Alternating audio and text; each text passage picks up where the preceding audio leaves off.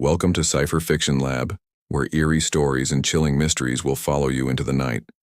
Make sure you're in a safe place, because tonight we're venturing deep into an isolated forest, where a deadly secret awaits those foolish enough to disturb it.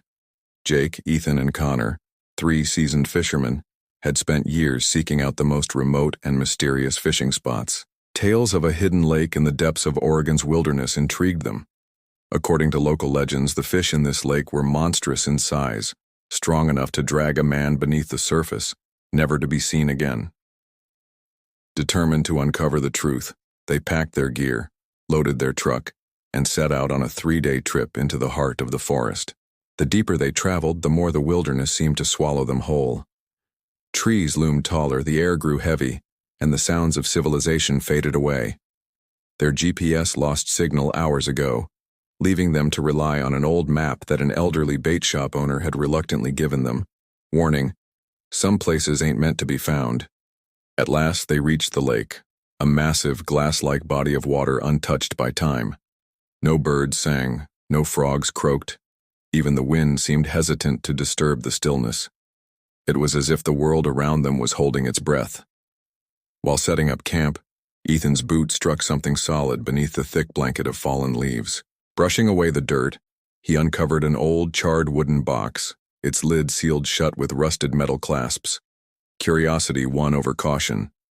With a pocket knife, they pried it open. Inside, nestled in dark velvet, lay a dozen fishhooks carved from pale, almost translucent bone. They were unnervingly sharp, and an inscription on the lid of the box sent a shiver down Ethan's spine. "Those who cast these hooks will not return." Jake scoffed. "Someone's idea of a campfire ghost story. Come on, let's put these things to use." As dusk settled, they cast their lines, the bone hooks sinking into the black depths. For a while, nothing happened. Then Jake's rod bent violently, the reel screeching as something powerful tugged at the line. With great effort, he hauled his catch to the surface, a grotesque fish, unlike anything they'd ever seen. Its scales shimmered like oil on water, its gaping mouth lined with human-like teeth, and its lifeless white eyes fixed on Jake as if staring into his soul. A cold wind howled through the trees. The lake rippled despite the still air. And then, Jake's face twisted in horror. He clutched his chest, gasping for breath. His body convulsed, and in one heart-stopping moment, an unseen force yanked him backward into the lake. The water swallowed him whole. Ethan and Connor screamed his name. They ran to the shoreline, scanning the surface, but there was no sign of Jake. No bubbles, no struggle, just silence. The lake had claimed him, as if he had never been there at all. They turned to the wooden box. The number of bone hooks had changed. One was missing. Panic set in. They had to leave. Now. But as they packed, Connor's hands trembled.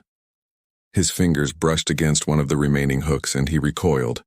It felt warm, like something alive. A whisper echoed from the lake. "One is not enough." Before Ethan could react, Connor's feet slid out from beneath him. He screamed as unseen hands dragged him toward the water's edge. Ethan grabbed his arm, pulling with all his strength, but Connor's body was wrenched from his grip. The last thing Ethan saw was his friend's wide, terrified eyes before he disappeared beneath the surface.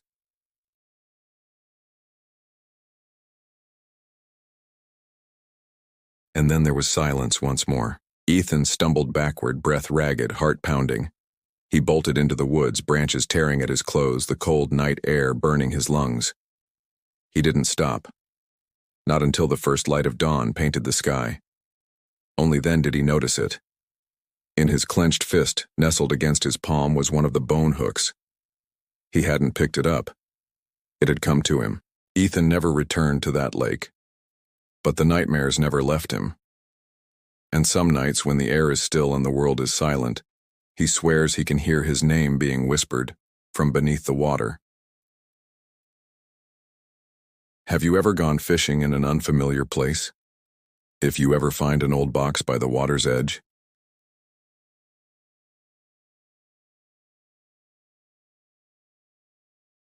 think twice before opening it. because some things were never meant to be found. Sleep well if you can.